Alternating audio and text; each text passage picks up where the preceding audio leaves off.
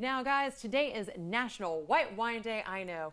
It is one to celebrate. So we are popping a cork with Alex Bridges, the co-owner of Emmy Lou's, a neighborhood wine bar and bottle shop set to open this fall, and we are giving you a sneak peek and a sneak sip. Alex, I'm so happy you're here. Yeah, thanks for having us. So first of all, before we dive in and start sipping around the QC, tell me about what we can expect from Emmy Lou's. I know people are really getting excited, getting amped up, and we're just going to pour into the fabulous feels of fall. So Emmy Lou's is a new project for us. Obviously, it's something we're really excited about. We're hoping for end of summer, early fall opening potentially.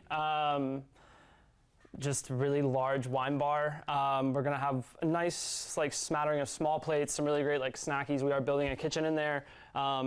Massive retail section as well, where you can come in and grab something off the shelf if you want and pop it right there and enjoy it with your friends. Or if you wanna come in and sit at the bar and have a glass of wine, that's fine by us too. If you need a gift on your way to a birthday party, you can come in and grab a bottle of bubbles for someone who's special to you.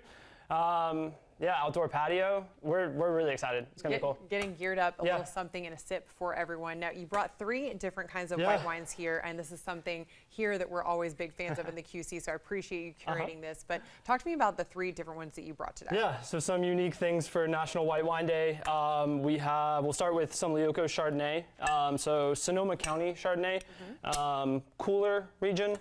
This is going to be unoaked, so it's going to be that lighter, more mineral-driven style, a little bit more similar to something that we would see from potentially France. Not overbearing, not that big oaky buttery bomb, but a really pretty, elegant floral wine. They're super cool. Yeah, they're really fun people. It's a husband and wife team that owns it, and they work with great people and they produce really cool stuff. So I have to ask you really quickly, because the glassware is something that I know you guys always look into. This might be the biggest white wine glass I've ever seen. Look, I mean, it looks like something you'd find in the Angel household, so I'm not mad about it. But this is great glassware. How does this make the wine better? So these will probably be our all-purpose glasses at Emmy Lou's. Y'all see this? Great. They're huge.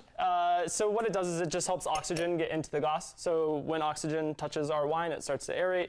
It's going to pull out some different flavor profiles. It's going to help with that nose and let that really come up and out of the glass.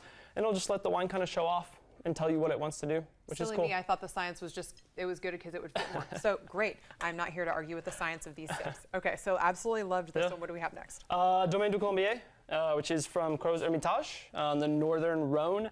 So the Rhone Valley is kind of generally known for their red wines. A lot of Syrah and Grenache coming out of this area. They also make some really beautiful white wines as well. Typically Marsanne, Roussanne, Viognier, those are a lot of the great varietals that you'll see from this part of the world. All easy for you to say. This is 100% Marsanne. And again, this is one of my favorite wine regions in the world. They make wines that are very true to the land. They let the soil do the talking. They don't try and mess around too much in the winemaking process. Yeah, so you can kind of tell the color difference there. You got a lighter straw and then definitely a more golden, deeper hue on this guy. A little bit more weight as well. That's just coming from the grape varietal itself. Just has a little bit more weight to it. So when we make the finished product, the wine itself, a little bit higher in alcohol and just a little bit more weight on the palate.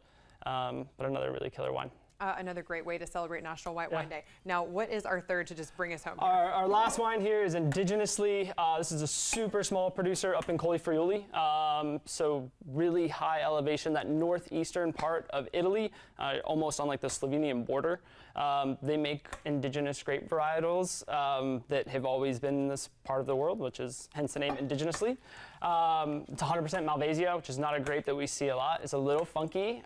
This is the most unique out-of-the-box wine, but again, something that we're going to try and do at Emmy Lou's is have a lot of really unique, cool things that we are passionate about and want to talk to people about. Well, I can tell just from your energy that you're excited about it. I want to make sure I put your information up on the screen so everyone can add that to your QC calendar. Go ahead, give them a follow on social media because you're going to want to stay up to date. We're all going to want to know when the doors are opening. Now, before we go, I have to ask you, when you are getting excited, you're curating all of these bottles that are going to go on the shelf, but what if somebody's looking at this saying, hey, I might not know about wine. Does that matter walking into the door here? Yeah, so that's our favorite thing that can happen. We want people to say that they don't know what's going on because it lets us talk about it. And again, the reason we're doing this is because we're so passionate about it. We love talking about it. We want to answer questions. We want to help. Or if you know what you want, then that's okay too. There is a room at the bar for everybody here in the QC. So we are really excited for you guys. Thanks. Jorge, I've got 2 glasses, one with your name on them. Cheers, my friend.